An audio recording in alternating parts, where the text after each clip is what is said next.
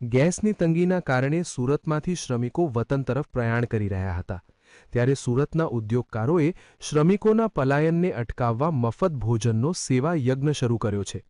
કોઈ ભૂખ્યું ન સૂવે તેવા મંત્ર સાથે શરૂ થયેલી આ ભોજન વ્યવસ્થાએ હજારો મજૂરોને વતન જતા રોક્યા છે। સુરતના ઔદ્યોગિક વિસ્તારોમાં કામ કરતા પરપ્રાંતીય શ્રમિકોમાં ગેસની અછતના કારણે વતન પરત ફરી રહ્યા હતા। મોટાભાગના શ્રમિકો ભોજનની અસુવિધા અને વધતા ખર્ચને કારણે વતન જવાનો વિચાર કરી રહ્યા હતા।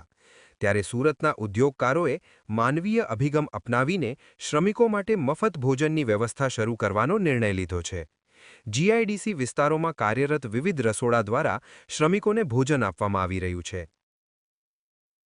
जो श्रमिक यहाँ पे काम कर रहे हैं सूरत के अंदर पांडेसरा जीआईडीसी में जितने भी मिलें हैं व्यापार चलता रहे उनके श्रमिकों की जो व्यवस्था की जाए खाने की उसका एक जिम्मेदारी हम लोगों ने लिया है। यहाँ पर निःशुल्क भोजन हम खिला रहे हैं और उनसे आग्रह कर रहे हैं कि आप जीआईडीसी ना छोड़ें।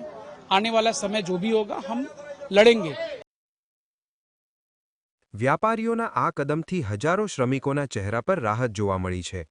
श्रमिकोનું કહેવું છે કે જો રહેવા અને જમવાની ચિંતા ન હોય તો તેઓ કામ ચાલુ રાખવા તૈયાર છે। મફત ભોજનની વ્યવસ્થા થતાં જ રેલવે સ્ટેશન અને બસ સ્ટેન્ડ તરફ જતો શ્રમિકોનો પ્રવાહ ધીમો પડ્યો છે અને ઘણા પરિવારોએ રોકાઈ જવાનો નિર્ણય લીધો છે। भाई साहब गैस नहीं मिल रहा है, खाना किस पर बनाएगा?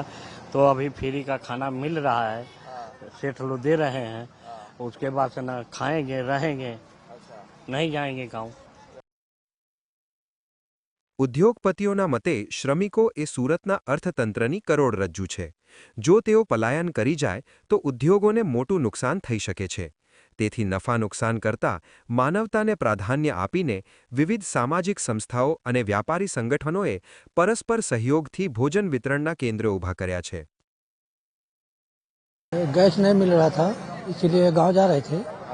अब खाना मिल रहा है तो ड्यूटी पे आ रहे हैं। तो खाना का कोई चार्ज दे रहे हो क्या? नहीं, गैस की दिक्कत है, गैस नहीं मिल रही के कारण गांव जाना था।